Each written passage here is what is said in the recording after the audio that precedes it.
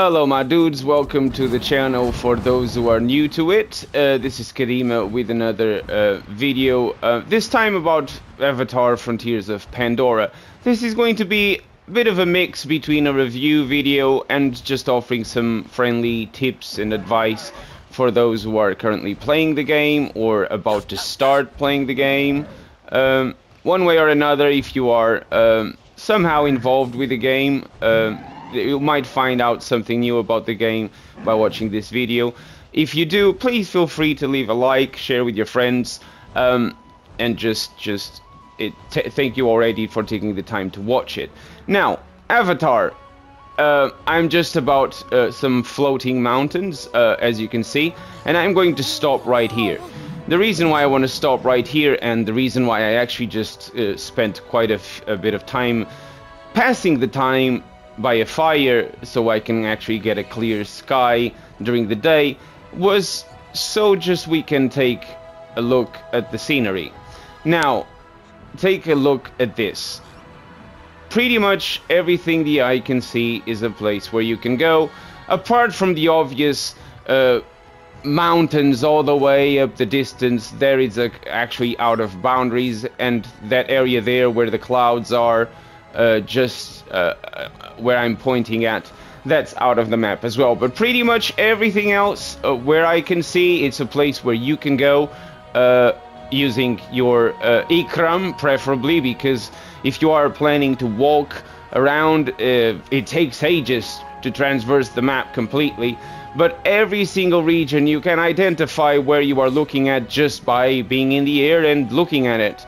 So it's quite a good feeling to have a game allowing this kind of sensation just by floating up in the air and taking in the scenery and all the details, such as that fortress down there where I'm looking at right now that I have conquered ages ago, or that big tree down there which marks home tree, or the floating mountains just there, or the destroyed base that you get at a certain point during the game, or that gigantic mountaintop right there, which is, as you can tell, above my current location. So if I was to fly vertically even further up, which you can, and I'm just going to do that now so you can guys take in how does it feel to be even higher. I am actually above the clouds right now, so yeah, it's a place where you can be. Of course you start descending if you spend here too long, because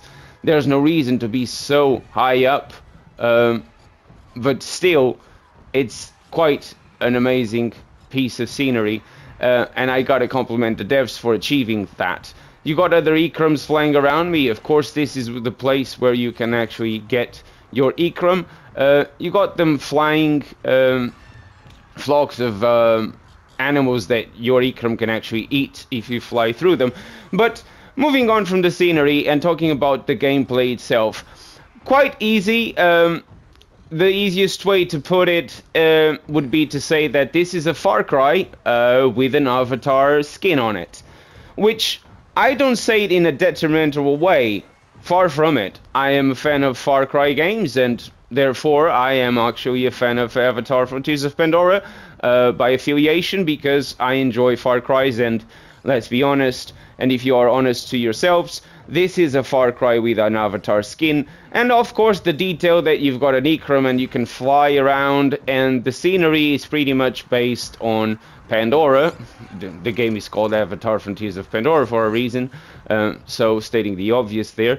But the gameplay itself, it's quite easy. It doesn't require you to be a master of combat with a weapon or melee with punching enemies, which I wouldn't suggest unless they are human enemies, because human enemies in this game you will actually just one-shot by punching them in the face with a melee attack. But animals, doesn't work like that, friend, so stick to your weapons. When it comes to the gameplay, as I said, it's quite easy, simple, it feels fluid. At no point I felt like I was stuck. Even when doing the platforming, having to jump between lower ground to higher ground, I could always find a way to get there, even without the Ikram, because you only get the Ikram when you are about 5 hours into the game, which is not too early and it's not way too into the game that you feel like, oh god, I've been playing this forever and only now I get the mount. It's not the case. You get it just at the right time as you play through the main story.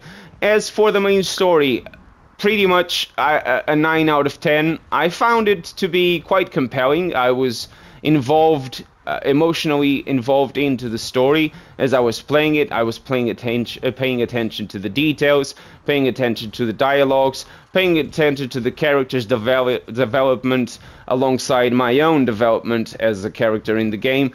It feels natural, it feels realistic to a degree. It's not something that you feel like it's cringy or uninteresting. So fair play on the storytelling as well, for that matter. For side quests, a bit of mixed feelings about them, to be honest. The side quests in the game, some were quite interesting, some were, oh, so I gotta fly from this place to that place to do an investigation. Okay, so mixed feelings, because some of them were very interesting. The stories that they tell on the sidelines of the main story were quite interesting. You could actually relate to certain side quests. Others, not so much. Another example of another side quest that you get quite frequently is to just talk to this NPC. It gives you a recipe. You have to go find the required ingredients for that recipe. You cook it, you travel to a different place, you give it to this person, and there you go. Everybody is happy, having a nice meal. I mean, it's quite simplistic. Nothing against simplistic side quests. It's just, after you do it once or twice, any other side quest of the same kind, it just feels more of the same. So, on that regard, not so interesting, but still doable. It's not something that, okay, I'm going to have to spend 30 minutes doing this side quest. It's not the case. Side quests such as that would easily take 5 minutes, 10 minutes tops if you struggle to find the ingredients. So nothing too bad. When it comes to the sound of the game, pretty much everything you hear during the game is nature sounds, which helps with the experience. It helps you feeling involved in the game, and it being a first person shooter, it helps even more because you actually feel like you are in the moment, especially if you play with a good sound system, a good sound bar, with nice quality TV, or if you play with a nice headset with a 3D stereo, 3D sound system. It actually helps you feel involved in the game. It helps with the experience. As for the other thing I wanted to mention is combat itself. It's actually quite what's the best word to say? It's quite easy to master it. In a way, you will be knowing what to do as you progress with the game.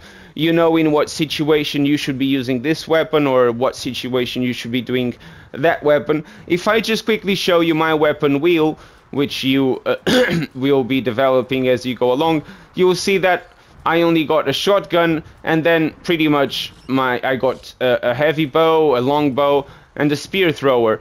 And this allows me to have options. And when it comes to options, this relates, of course, to combat and what I am fighting. So if I'm fighting humans, I don't really mind going shotgun. If I'm fighting the RMAs, which is the machines that the humans use, shotgun with the electric shells helps a lot. It does a lot of damage. But if I'm fighting machines from a distance, in that case I will go with a spear thrower, because they do an excruciating amount of damage to those enemies, which again, this is when I said you might get some tips from this video, is if you are fighting close quarters with humans and machinery, shotgun is the place to go. If you are at a distance, the spear thrower is the easiest way to go. If I'm fighting wildlife, I would rather focus on using the bows, because you will prevent yourself from ruining the pelts and the meat and the ingredients that you get. So I would go with this one. If I am fighting multiple enemies, longbow is the best option, because you got quick draw, decent amounts of damage. If I'm fighting or specifically hunting, the heavy bow is the best option. Now, the heavy bow that I'm using actually uses explosive arrows as a secondary ammo, and the long bow is the same. The reason why I chose to use these, and the reason you might want to consider doing that as well, and here's another tip for you guys, is that the explosiveness of these arrows, it's just crazy. You will be one-shotting nearly everything with these. If you don't one-shot things with the normal arrows, which sometimes you might not, especially those big-ass robots that you might be fighting at some time, you will hardly one-shot them with a normal arrow. But if you go with the grenade explosive arrows, they just die with one shot, period. There's nothing they can do about it. So, as I said, combat is quite easy to master. It's quite simple. Another thing I want to talk about the game is the progression system when it comes to your level. If I open the menu, which is quite easy to navigate, you use your L1, R1, at least on the PlayStation, to navigate. It's quite simple. You got the map, which you zoom in, zoom out, quite easy. The map is easy to read. I had no problems finding where I was at any particular point in time. I've explored pretty much the whole map. As you can see, there are just bits here and there that I didn't bother because I had already finished the game and I did just want to fly around exploring those bits. The Hunter's Guide, I gotta congratulate the devs once again for this. It might be a bit overwhelming at first because you'll be having so much information here that you might dismiss it at first, actually. But as you progress through the story, as you start hunting for materials, as you start traveling and gathering materials to craft your armor pieces or your weapons, you will find that this is a must go for information. It will help you find exactly where things are. A perfect example of this, if I go on to type and I'm looking for a specific piece to craft a piece of armor, and I go on to wildlife, for example, the white moss forest thanator. I struggled to find this animal on my own at first. I had no idea where it would be because I didn't really come across any. So I decided to just pause the game and have a little read. And as I was reading, it does kind of tell you only found to the northeast of Carver's River at the center of Cradling Pines in the east of the Clouded Forest. So if you go back onto the map, it will tell you that the place to find it, it's pretty much somewhere around, where was it?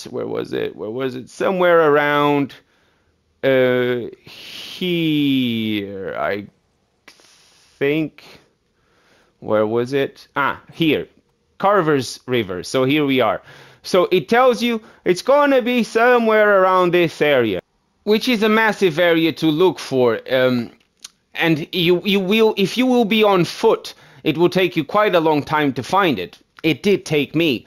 But another thing you should take into consideration, for example, when using this guide, and if I go back onto the white moss, is if you actually continue to read the additional info, you will find out somewhere down here that this piece of information, the Thanator appears to hunt alone and normally does not stray outside of his territory, which is believed to be roughly 300 square kilometers. It appears to hunt mainly at night, although it seems to make an exception if hungry enough. So this kind of gives you a clue that if you are planning to find this specific beast to get, for example, the Moss Forester Thanator hide, which is, by the way, the best hide in the game for you to craft any pieces of gear that can be crafted with this.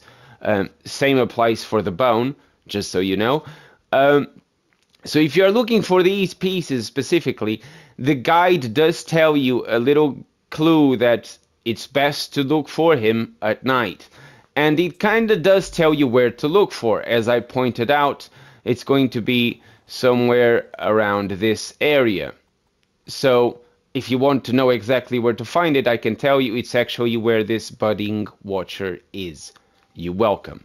So I will even put it on the map in case you are looking. This is the place to find him. Just come at night. He will be there waiting to eat you. Another thing I want to mention about the menu is that the quests are easy to track, easy to find.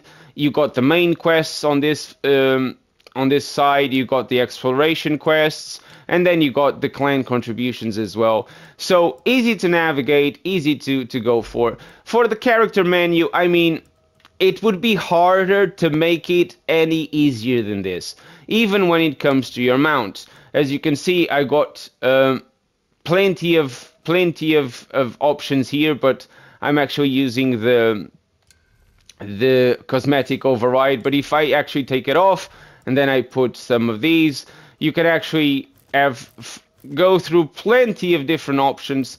Some are very different, some are very cool, as you can see. Some, for example, this one is actually quite cool. You got helmets as well. Some of them are really nice. Some are just more of the same. I actually particularly like that one for whatever reason. But again, they're quite cool. It's worth taking the time to find these. But as for me, I actually just prefer the cosmetic overview. I like my Ikram looking like this. When you go back to your equipment itself and how you level up in this game, again, very simple. You don't get stat points like many other RPG games. This is not the case. Your level will be based on your armor power and your weapon power.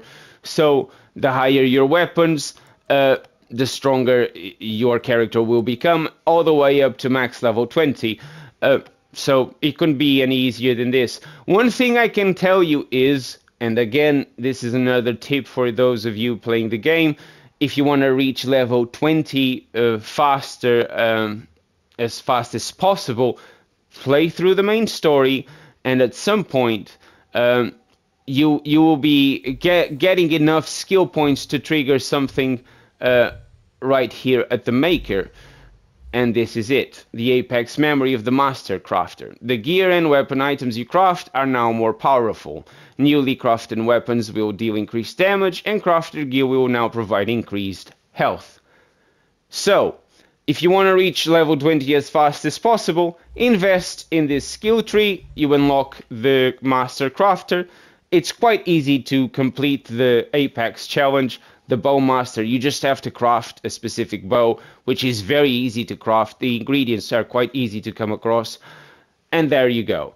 You immediately have access to be able to craft better gear, and that will make a big difference, not only in going up your level, but also in dealing more damage and having an easier time progressing through the missions and the side quests. As for the ancestor skills, I mean, the game couldn't make it any easier, even if it tried, honestly, because if you just come here, it will actually, if you press on it, it doesn't happen to me now because I've got all of them, it will actually tell you where to find these. And if you are looking forward to have a really easy time with the game, let me tell you which should be the very first one you should go look for, which is the free fast travel. You might dismiss this, but you don't understand the difference that it makes if you take the need to use energy out of the equation from fast traveling. Because fast travel in this game uses energy, and energy will require you to eat food. So if you are constantly fast traveling, you will constantly losing energy, therefore you will constantly need to eat food. And it will come a time that it just becomes a little bit tedious to do all of this. So if you are starting the game, you will progress just enough to access the ancestor skills, go get that free fast travel first thing. Believe me, it's worth it. It will save you the effort of constantly having to craft food or look for food to resupply your energy. Again, you're welcome. And as for the journal, again, this is more of lore related stuff. You got some tutorials as well. I'm not going to go through these. Feel free to go for these yourselves. Now, One thing I want to mention, and I want to exemplify, I might be able to find an enemy down below, is what I like to do in terms of combat. So if I just jump down to my death, which I enjoy doing, it's the easiest and fastest way down possible. It might take a while to get there though. I was quite high in the sky. So one thing I want to suggest before I leave you with this video is to... Ah, there you are. Helicopters. Always take your time to aim. This might seem obvious and you go like, yes, I always do. But what I'm saying is, if you actually take your time to aim and you aim at the weakness, like for example, that one helicopter, the weakness is that. As you can see, it just exploded. See how much damage that one arrow did? It just explodes. So when I'm saying take your time to aim, I'm not saying as make sure you aim properly and you do not miss. I mean, that is pretty much a given one. And that's not what I'm talking about. What I'm talking about is always look at the weak spots. Always try to take the weak spots, because it will save you arrows. And why I say saving you arrows is that because if you are doing a mission, one of the worst things that can happen is you run out of arrows and you do not have the required materials to craft more arrows. You might be in a tight spot that there's no supplies around you, and then you'll be forced to use a different weapon. I mean, that's not the end of the world. You can easily just get the assault rifle or the shotgun or whatever and keep on fighting.